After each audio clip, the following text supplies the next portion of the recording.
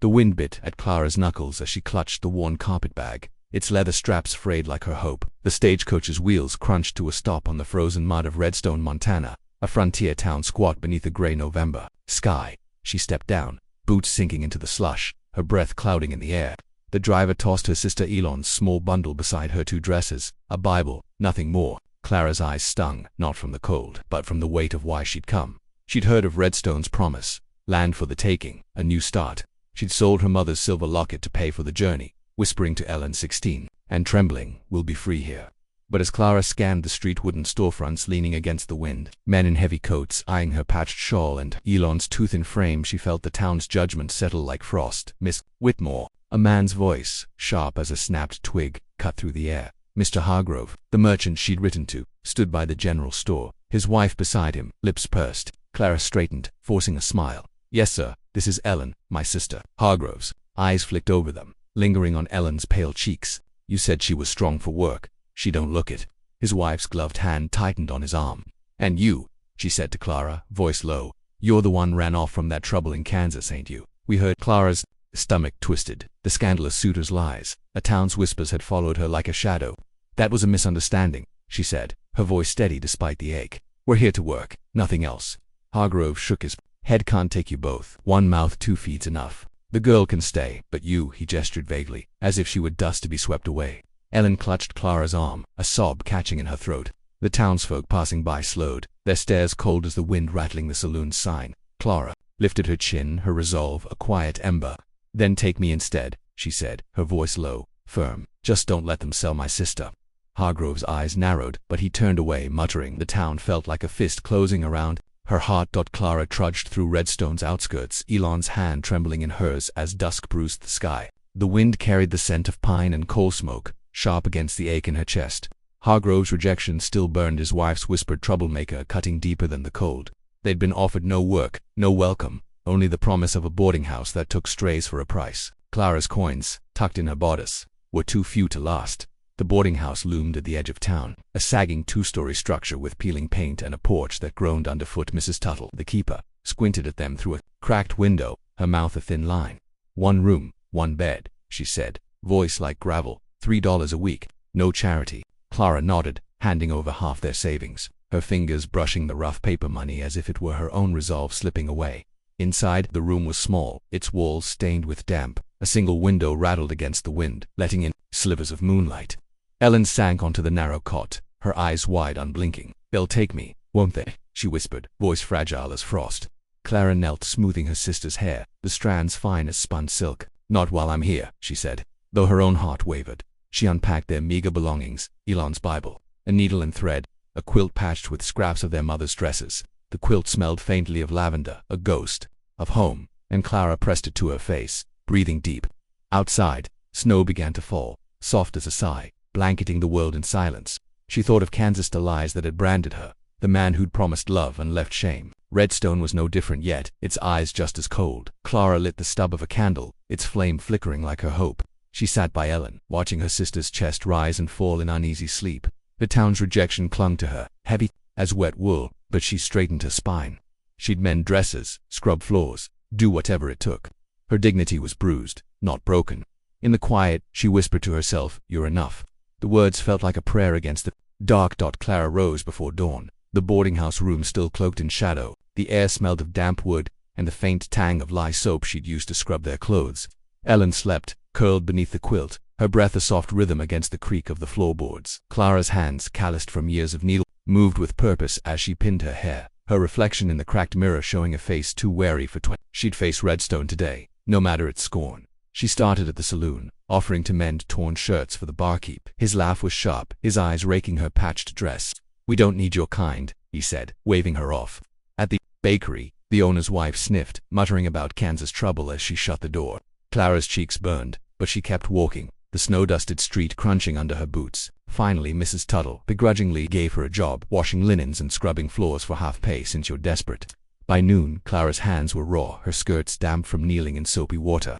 She worked in silence, the board kitchen heavy with the scent of boiled cabbage and lye. Townsfolk passing through cast sidelong glances, their whispers like needles pricking her skin. "Run away," one said.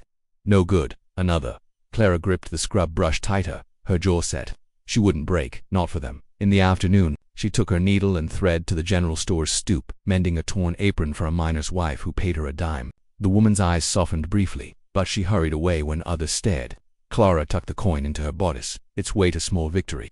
She thought of Ellen, still frail, still scared, and the promise she'd made, to keep her safe. Each stitch she sewed felt like a vow, binding her to this harsh place. As dusk fell, the sky turned the color of bruised plums, and Clara's breath clouded in the chill. She paused, her fingers tracing the quilt's patches in her mind, each the scrap a piece of her past, stitched into something whole. Redstone could judge her, but she'd build a life here, thread by thread. Her resolve was quiet, unyielding, like the snow piling softly outside, covering the world in a new skin. Lara swept the boarding house porch, her broom rasping against warped wood as the morning sun broke through Redstone's gray veil. The air carried the scent of fresh-baked bread from the bakery across the street, mingling with the tang of horse manure and pine. Her arms ached from scrubbing, but she moved steadily, ignoring the townsfolk's stares. A man approached the general store next door, his boots heavy on the frozen ground. She'd seen him before. Samuel Kane, the store's clerk, his face lined with quiet sorrow, eyes like storm clouds. He paused, setting a crate of apples on the stoop, his coat patched but clean. Clara's broom stilled as he glanced her way, not with the usual judgment, but something softer, curiosity perhaps. Cold work, sweeping in this wind, he said, his voice low, steady, like the creak of a well-worn saddle. Clara nodded, her scarf slipping slightly, revealing a lock of dark hair. Keeps me moving, she replied, her words careful, testing. Samuel crouched, adjusting the crate, his fingers brushing the rough wood. You're the one from Kansas, he said, not a question, but not an accusation either. Clara tensed, waiting for the inevitable scorn, but he only stood, wiping his hands on his coat. Got a knack for mending, I hear. Fixed Mrs. Larson's apron clean.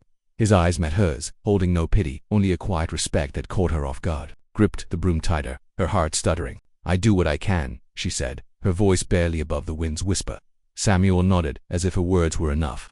He reached into the crate, pulled out an apple red as a winter sunset, and set it on the porch rail near her. For the trouble, he said, tipping his hat before turning back to the store. Clara stared at the apple, its skin smooth against the rough wood. It wasn't charity, not quite, more like an acknowledgement, a recognition of her effort. She slipped it into her pocket, its weight a small warmth against her hip. As she resumed sweeping, the dust swirling in the pale light, she felt seen, not for the rumors that trailed her, but for the work of her hands. The town's coldness lingered, but Samuel's gesture was a crack in the frost, letting in a sliver of spring. Clara's days settled into a rhythm of survival, each one stitched together with small acts of defiance against Redstone's cold shoulder. By morning she scrubbed linens at the boarding house, her hands red from lye. By afternoon, she mended clothes on the general store's stoop, her needle flashing in the weak winter light. Samuel Kane was there most days, unloading sacks of flour or stacking tin cans, his presence steady as the town's church bell. He never lingered long, but his glances brief, unguarded, felt like a hand extended across a chasm. One afternoon, as snow flurried like ash, Clara sat sewing a miner's torn coat, the fabric rough against her fingers. The air smelled of damp wool and the faint sweetness of molasses from the store. Samuel stepped out, a ledger tucked under his arm, and paused. You don't flinch at the cold, he said, his breath clouding. Clara's needle stilled, her eyes meeting his. Cold's honest, she replied, voice soft but firm. It don't lie about what it is. He nodded, as if her words carried weight beyond the weather. He set a tin mug of coffee on the stoop's edge, steam curling upward. Warm your hands, he said, turning back to the store before she could protest. Clara hesitated, then wrapped her fingers around the mug, its heat seeping into her palms. The coffee was bitter, strong, but it steadied her, like his quiet attention. Their exchanges grew small, unspoken. He'd leave a biscuit wrapped in cloth, or she'd slip a mended scarf onto the store counter when he wasn't looking. He never mentioned Kansas, never asked about the whispers that followed. Instead, he'd comment on her stitches, neater than my ledger, or the way Ellen smiled when Clara brought her bread. His words were sparse, but they landed like stones in still water, rippling through her guarded heart. One evening, as Clara folded a patched quilt for a customer, Samuel lingered by the store's door, the lantern light catching the lines of his face. You're building something here, he said, his voice low, deliberate. Clara's breath caught, her fingers tightening on the fabric. He didn't mean the quilt. For the first time in Redstone, she felt the stir of something new, not hope, not yet, but a thread of trust, fragile and untested. Weaving between them, Clara's days settled into a rhythm of survival, each one stitched together with small acts of defiance against Redstone's cold shoulder. By morning she scrubbed linens at the boarding house, her hands red from lye. By afternoon, she mended clothes on the general store's stoop, her needle flashing in the weak winter light. Samuel Kane was there most days, unloading sacks of flour or stacking tin cans, his presence steady as the town's church bell. He never lingered long, but his glances, brief, unguarded, felt like a hand extended across a chasm. One afternoon, as snow flurried like ash, Clara sat sewing a miner's torn coat, the fabric rough against her fingers. The air smelled of damp wool and the faint sweetness of molasses from the store. Samuel stepped out, a ledger tucked under his arm, and paused. "You don't flinch at the cold," he said, his breath clouding. Clara's needle stilled, her eyes meeting his. "Cold's honest," she replied, voice soft but firm. "It don't lie about what it is." He nodded, as if her words carried weight beyond the weather. He set a tin mug of coffee on the stoop's edge, steam curling upward. "Warm your hands," he said, turning back to the store before she could protest. Clara hesitated, then wrapped her fingers around the mug, its heat seeping into her palms. The coffee was bitter, strong, but it steadied her, like his quiet attention. Their exchanges grew small, unspoken. He'd leave a biscuit wrapped in cloth, or she'd slip a mended scarf onto the store counter when he wasn't looking.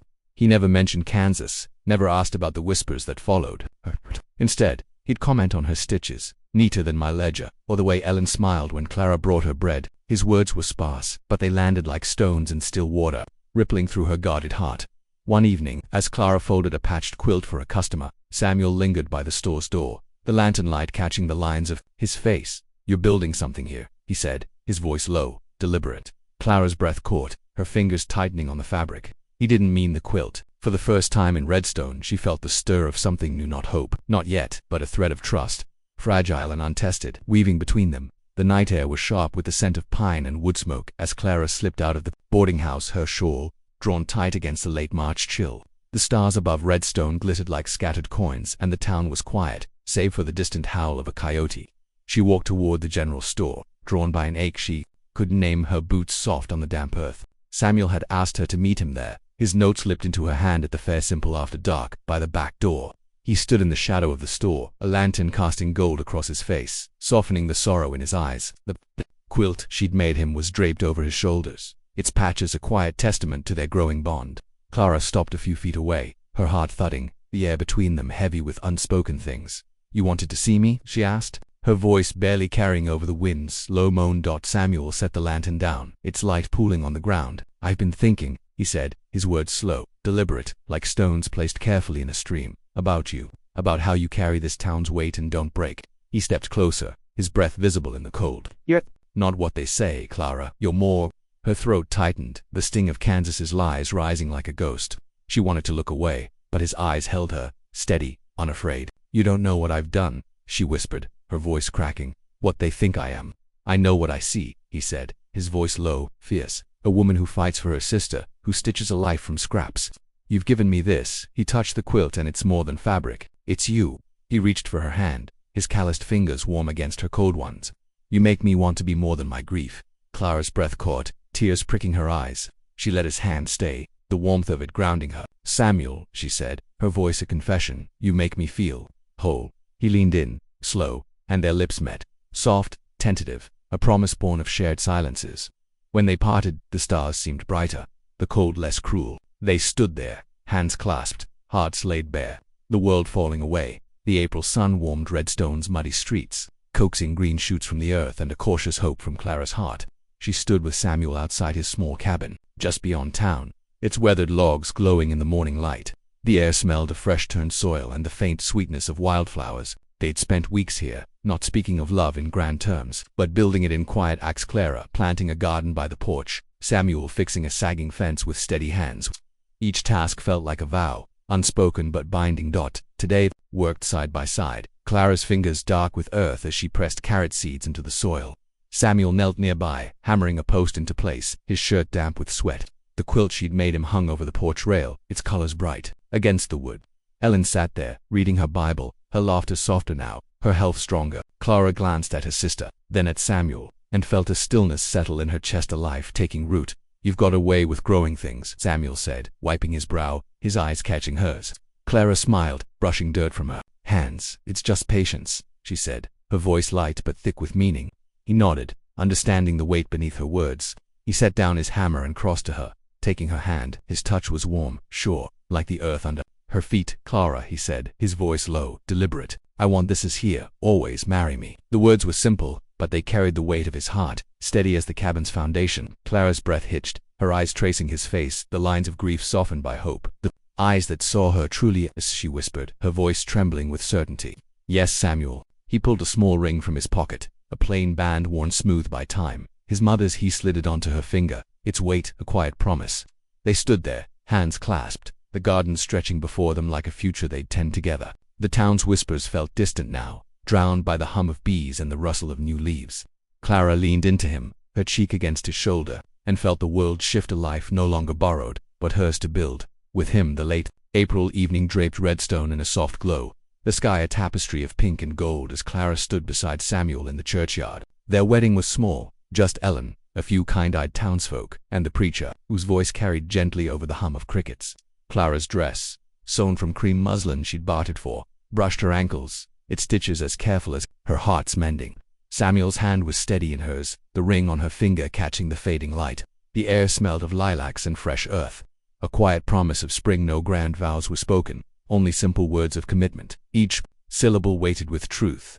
Ellen stood close, her smile bright, holding the quilt Clara had made for Samuel, now a symbol of their shared beginning. The townsfolk's whispers had faded, not gone but softened, like footprints smoothed by wind. Clara felt their eyes, but they no longer cut. She stood tall, her dignity woven into every choice she'd made. After the ceremony, they walked to the cabin, the path lined with wildflowers Ellen had picked. Inside, a fire crackled, its warmth mingling with the scent of bread Clara had baked that morning. They sat together, Samuel's arm around her, Ellen reading softly by the hearth. No music played, no crowd cheered, just the three of them, bound by a quiet love that needed no fanfare.